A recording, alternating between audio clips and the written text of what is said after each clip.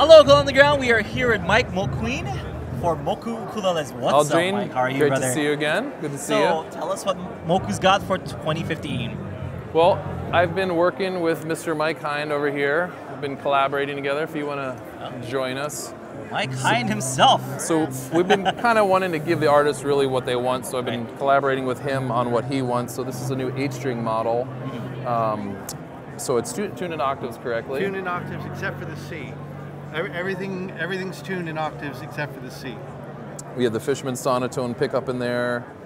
This is something that Mike's been wanting for a while. He was playing an 8-string previously and approached me about it, and I approached him, and we actually met at Namm last year. So awesome. So this is the new Namm, where magic happens. Yes, exactly. So the Mike Hind Signature Series model is the new model, and then.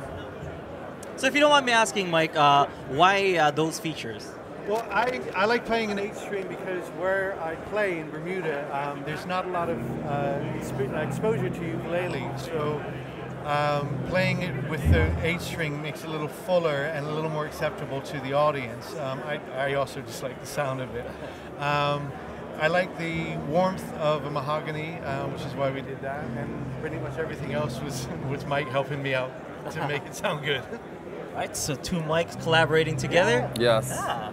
Yes. So what else you got in store for me, Mike? Then this Mike. The new, the vintage series, we're kind of doing like a 40s era throwback. This is a new Acacia model. These will be available 2 to 3 months out. Acacia koa, koa buttons, ebony nut, ebony compensated saddle, and then ebony bridge pins. That's nice. I like that little dip. All hand inlaid abalone. So this is the new model in the vintage series. Those are 2 to 3 months out. And then this is the other new vintage series model. We had actually debuted these last Namm show, so they're not brand new, but same thing. This is a solid sapele with the ebony nut and ebony saddle and bridge pins. It's beautiful. So the vintage series are new. And then I changed the tenor cutaways to wide bodies. Wow. They were 2 7/8. Now they're 3 1/8 in the lower bout. Huge so difference. yeah, much wider in the lower bout. What kind of sound properties are you getting from the wider? It's just body? Wider, more projection. Just when I originally built these, they were slimline bodies, and they just really didn't have the tone that we wanted. So we just kind of made it a little bit wider, and now we're at 3 1/8. So it's like the widest possible, but it's got a lot more volume and a lot more projection. And we also upgraded the pickup system. So it's got the Fishman AGO Pro Uke system, passive. So how would you describe the Moku Ukuleles sound? The spruce models tend to be a little on the bright side.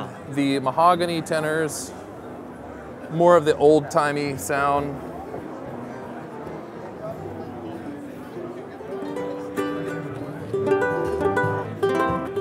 So the mahogany is a little bit mellower in the tone, not so bright, but these are all solid African mahogany. It's all FSC certified lumber, so it's nice to know that the wood is harvested ethically and not tearing down endangered trees. We don't want that. Yes. So that's basically the new models we have, and we're looking for other artists to collaborate with and do some other artist series. Mike, well, we had Don Kim, Mike Hind, and now we're looking for some other artists as well you know, for those of you in ukulele on the ground, where's the applications? Yes, exactly. Currently Mike knows. Contact Mike or myself. Mike or Mike. Mike and Mike. Exactly. So, you know, as far as the ukulele goes, and as far as Moku Ukulele goes, how long have you guys been around? This is 3 years. 3 years, yeah. So the ukulele itself, as far as this latest craze and boom goes, it's been almost like a decade now since the latest boom. And you know, for those people who thought that it was just some kind of fad, it's here pretty much to stay. Exactly. Right? So what do you think? Why do you think that is, and what's the contributing factors that makes this ukulele stay?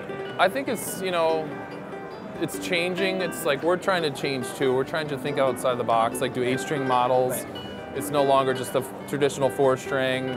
The music is no longer just traditional Hawaiian music. It's branching off into rock, pop, whatever. Right. So I just think it's more accepted. It's more mainstream now. Before it was more of a novelty thing, and now it's into the mainstream. So It's a very well respected instrument, and it's about time. You know, it's like the novelty acts, so like the olden times kind of made it more of a novelty act, or it's not. It's a real serious instrument. Musicians like yourself that take it to the next level, that's really what it's all about, pushing the boundaries and breaking out of just the 2 or 3 chord songs. You know, that's, so where does Moku, what part does Moku play in that that whole I'd really like to work more with artists and like see what they want, you know, and help them build their ideal instrument, and then the masses will see that, okay, yeah, this is very nice. This is what the players want, so this is what we want too. So just working with the musicians more. I think that's my goal this year, just to work more with people that really actually are out on the road, like Mike, touring and playing the instruments, and find out what they want on their instrument. Well, where can they find Moku Ukuleles? MokuUks.com. We've got several dealers. Just go on MokuUks.com, just type in your zip code, and you can find a dealer in your area. Nice. So there you have it. Mike Mulqueen for Moku Ukuleles. Check them out, guys. This is Aldrin for Ukulele on the Ground. I'll see you later. Aloha.